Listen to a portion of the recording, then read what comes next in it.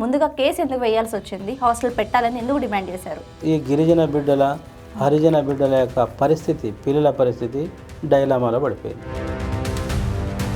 వారికి కూడా మేము కడతాం అక్కడ హాస్టల్ అని చెప్పి గవర్నమెంట్ చెప్పడం జరిగింది.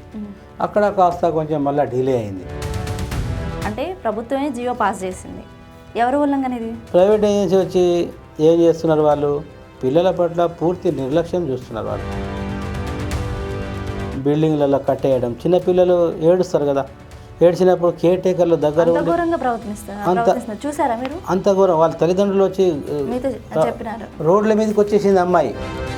ఈ పాపకి ఏమన్నా అయితే ప్రతి చిన్నదానికి మీరు రావడం ఏంటి, ఇవన్నీ కూడా వాళ్ళు నిర్లక్ష్యంగా సమాధానం చెప్తున్నారు. నమస్కారం అందరికీ, నేను మీ సుమలత, వెల్కమ్ టు కిటీవీ మీడియా.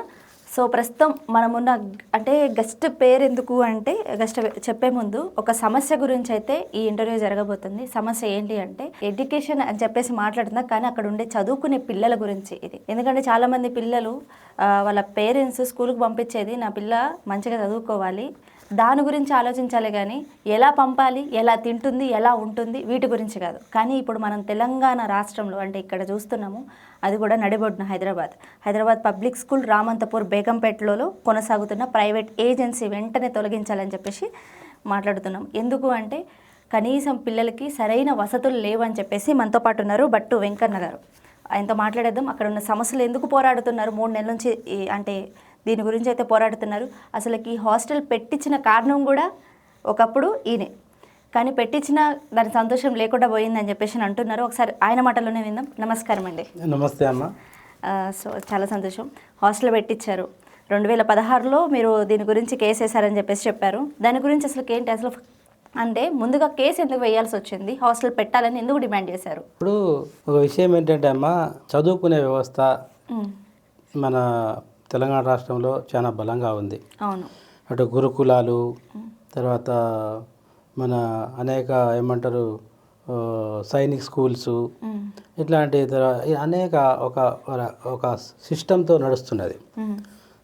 అయితే అదే సిస్టంలో BAS స్కీమ్ కింద, అంటే బెస్ట్ అవైలబుల్ స్కీమ్ కింద ఈ గిరిజన బిడ్డలకు కూడా కొన్ని సీట్లు గవర్నమెంట్ ఇస్తున్నది. వాళ్ళ అభివృద్ధి గురించి ఆలోచన చేసి మంచి మార్గం చేస్తూ ఉన్నది గవర్నమెంట్. అదే పరంపరలో Ramanthapur public school, Begumpet public school, వీటిలో కూడా ఆనాడు జమీందారులు, జాగీర్దారులు, కలెక్టర్లు, IAS ఆఫీసర్లు అలా చదువుకునే ఒక గొప్ప కార్పొరేట్ వ్యవస్థలో ఈ గిరిజన బిడ్డలు కూడా చదువుకోవాలి, వీళ్ళు కూడా ఈ సమాజంలో ముందుకు రావాలనే ఒక గొప్ప కాన్సెప్ట్తో సర్వేపల్లి రాధాకృష్ణ గారు అప్పుడు చైర్మన్గా ఉండే ఆ స్కూల్కి ఆనాటి నుండే ఎంతోమంది మాలాంటి పోరాట యోధుల ఫలితంగా ఎందరో పోరాటం చేస్తే కానీ అలాంటి ఈ సీట్లు రాలే అక్కడ. అలా వచ్చిన ఈ సీట్లను రాను రాను వాళ్ళు ఏం చేశారంటే ముందు భవిష్యత్తుని ఆలోచన చేసి అక్కడ హాస్టల్ వ్యవస్థ ఏర్పాటు చేశారు.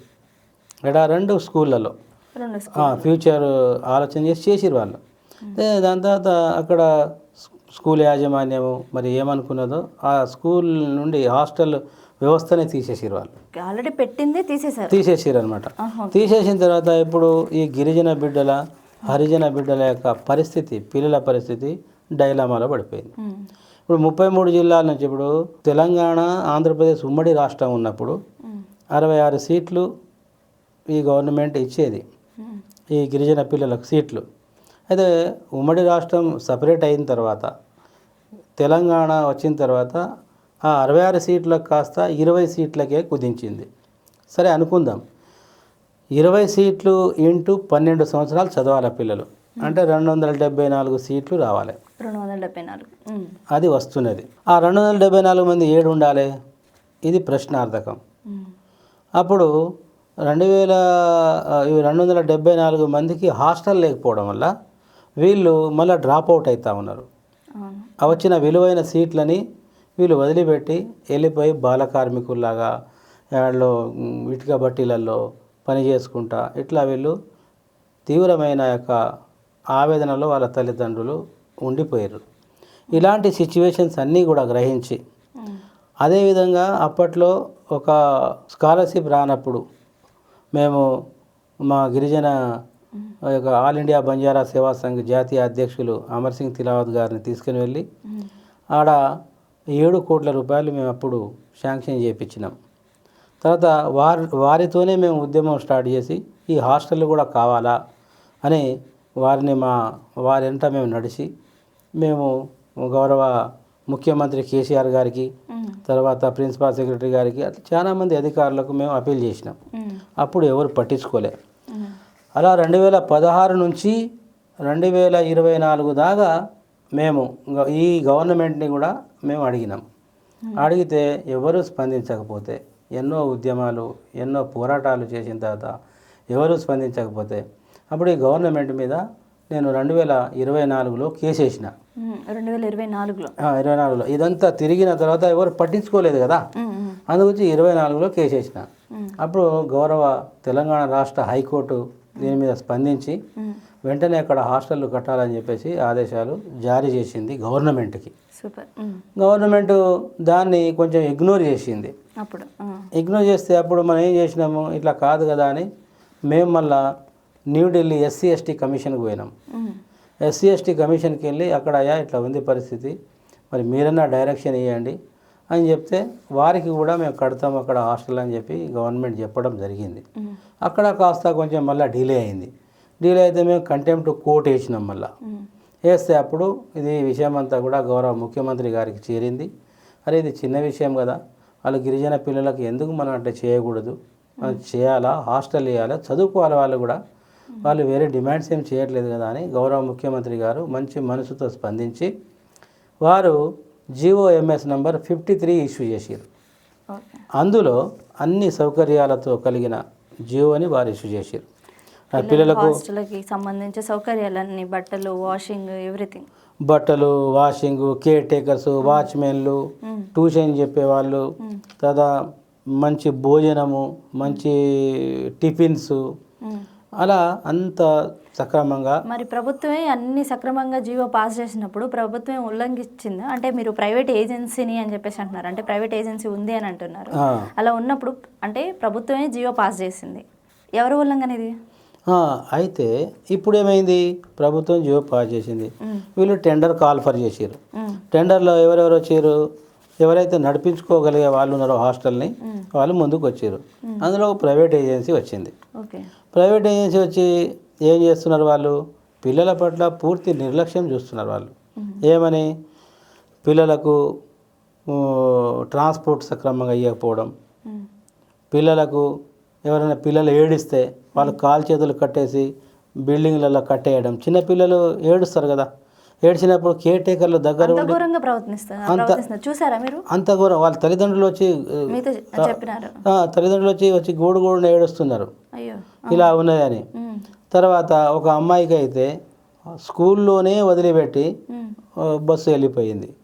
అంటే బస్సులు ఉన్నాయా లేదంటారా? అంటే మీరు 2 బస్సులు ర్యాపిడోలు కూడా బుక్ చేసి వాళ్ళ మొబైల్ నుంచే బుక్ చేస్తున్నారు. పిల్లలు ఏదైతే ఆన్లైన్ క్లాసులు అని చెప్పేసి తీసుకుంటున్నారు ఫోన్స్, 9-10 తరగతి వాళ్ళకి మాత్రం ర్యాపిడో బుక్ చేసి మిగతా చిన్నపిల్లలందరినీ 2 వ్యాన్లు వేసి వెళ్తారు.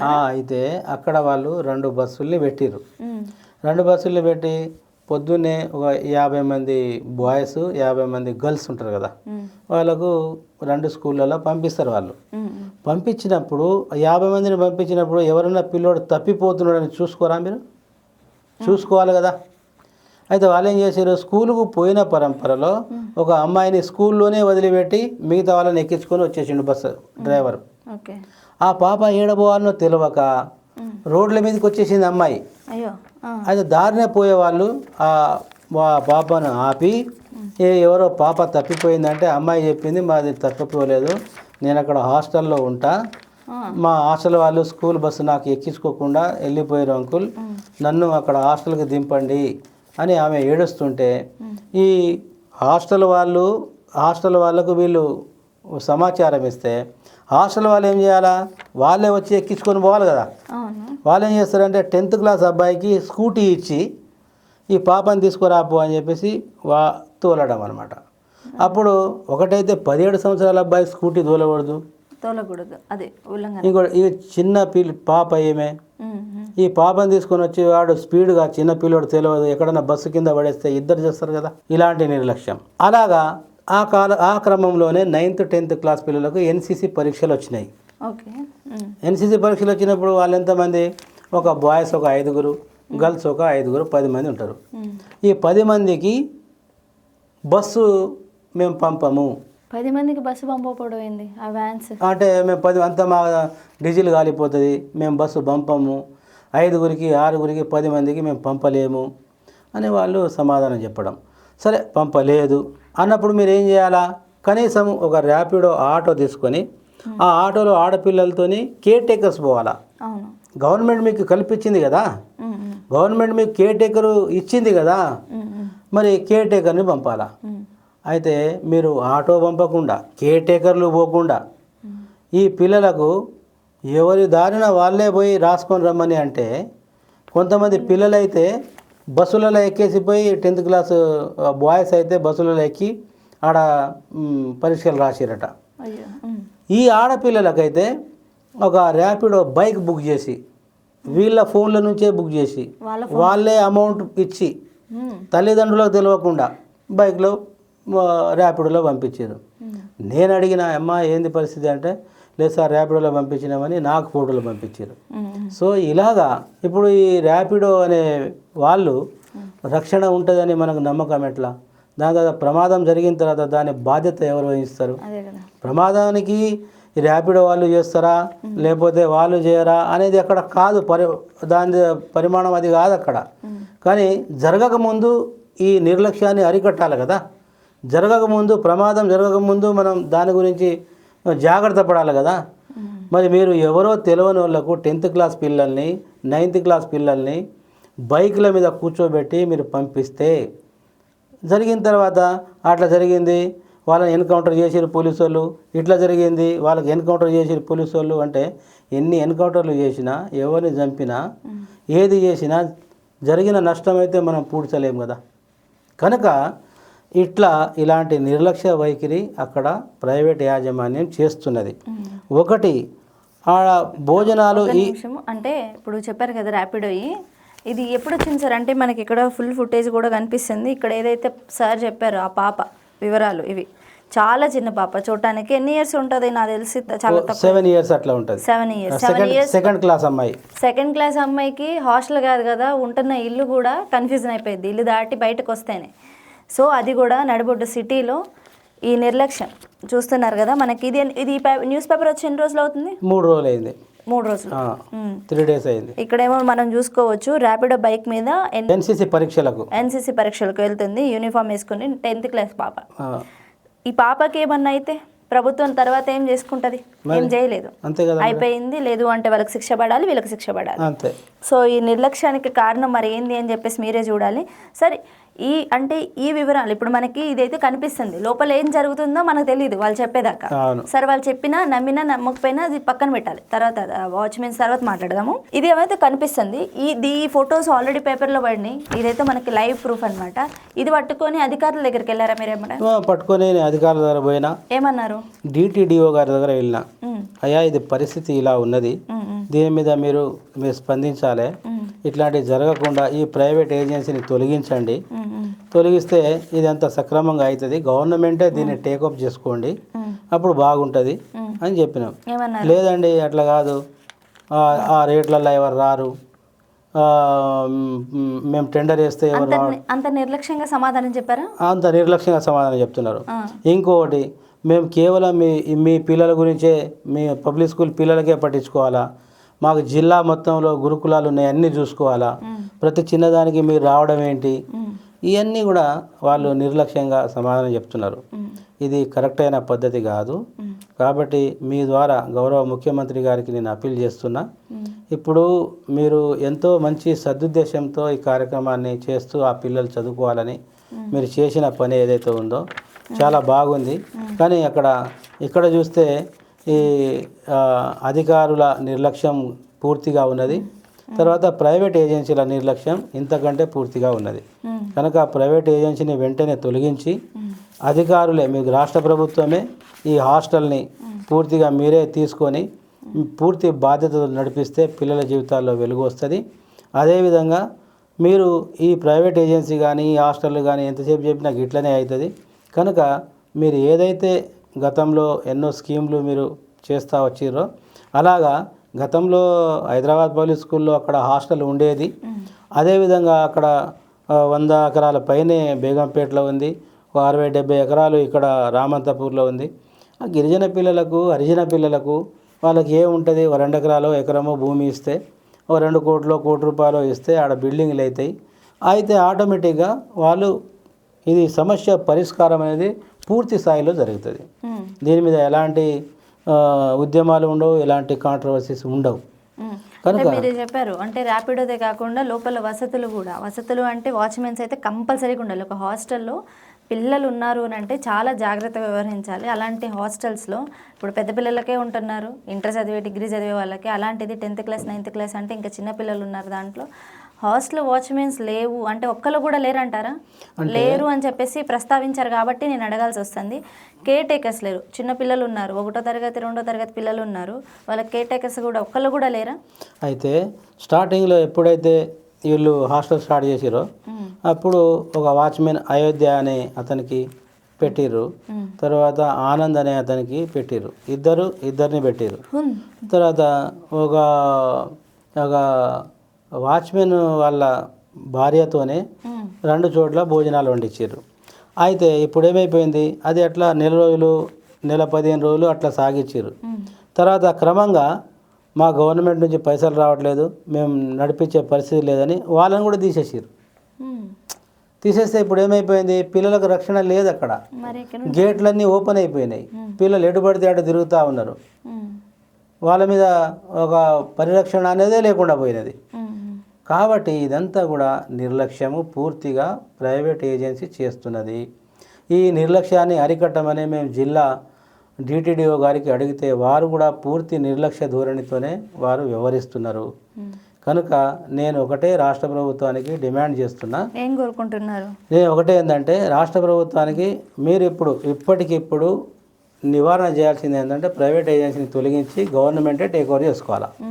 రెండోది గవర్నమెంట్ టేక్ ఓవర్ చేసుకుంటే ఇవన్నీ ఏదైతే మీరు చెప్పారో ఈ ఏంటి స్కూల్లో పిల్లలు కేర్ టేకర్స్ లేరు, వాచ్మెన్స్ లేరు, ఇవన్నీ గవర్నమెంట్ టేక్ ఓవర్ చేసుకుంటే చేస్తుందని చెప్పేసి అనుకుంటున్నారా? మొత్తానికి అంటే చేసుకోవాలా, ఎందుకంటే గవర్నమెంట్ ఇచ్చిన జియోని గవర్నమెంటే ఇంప్లిమెంట్ చేస్తుంది కదా, ఆ నమ్మకం కదా మాకు.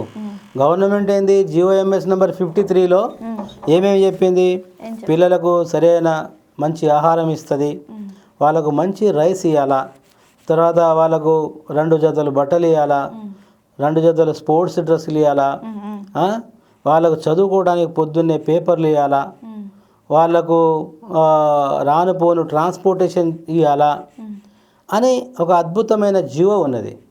దాని ప్రకారంగానే గవర్నమెంట్తోనే సాధ్యమవుతుంది అది. సో మీతో పాటు తల్లిదండ్రులు కూడా ఉన్నారా, లేదు అంటే మీరు ఒక్కళ్ళే పోరాడుతున్నారా?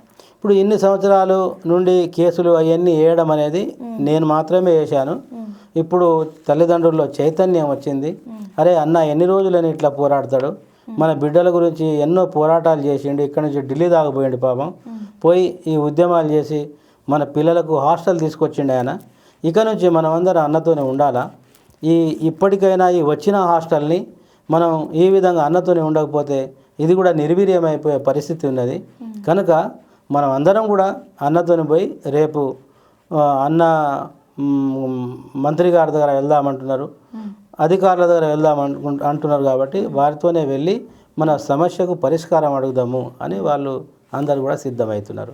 సో మంచిది. సో రేపు జరగబోయేది ఏంటి పరిణామాలు అని చెప్పేసి ఖచ్చితంగా చూద్దాము. ఎందుకనంటే ఇది నీ సమస్య నా సమస్య కాదు, పిల్లల సమస్య అంటే భవిష్యత్తు సమస్య. సో భవిష్యత్తులో పిల్లలు ఎట్లా మెలగాలనేది మన చదువు నుంచే స్టార్ట్ అయ్యేది. అది ఎడ్యుకేషన్ పట్ల ఉండాలి ఆలోచనలకు తప్ప మేము ఎట్లా వెళ్తున్నాం, పిల్లలు ఎట్లా ఉంటున్నారు, వాళ్ళు తింటున్నారా లేదా, సరిగ్గైన వసతులు ఉన్నాయా లేవా అని చెప్పేసి తల్లిదండ్రులు ఎప్పుడు బాధపడకూడదు. అందులో పబ్లిక్ స్కూల్స్లోకి వెళ్తే ఖచ్చితంగా చేయాల్సింది. సో మీ పోరాటంలో పేరెంట్స్ కూడా ఉండటం అనేది, ఎందుకంటే అన్ని కుటుంబాలు, ఇది కుటుంబ సమస్య, పిల్లల సమస్య చదువు సమస్య కాదు, కుటుంబ సమస్య. కుటుంబంలో పిల్లలు లేకపోతే అది కుటుంబం అవ్వదు. సో వాళ్ళ యొక్క రక్షణ కోసం చేస్తున్న సార్ పోరాటం రేపటి గురించి మనం చూడాలి. ఖచ్చితంగా తల్లిదండ్రులు వస్తారు, వాళ్ళతో కూడా మనం వాయిస్ తీసుకోవడానికి ప్రయత్నిద్దాము. వాళ్ళు ఏమనుకుంటున్నారో కూడా మేము ఖచ్చితంగా చెప్పడం అయితే జరుగుతుంది. Thank you so much sir. Thank you అమ్మా. నమస్కారం.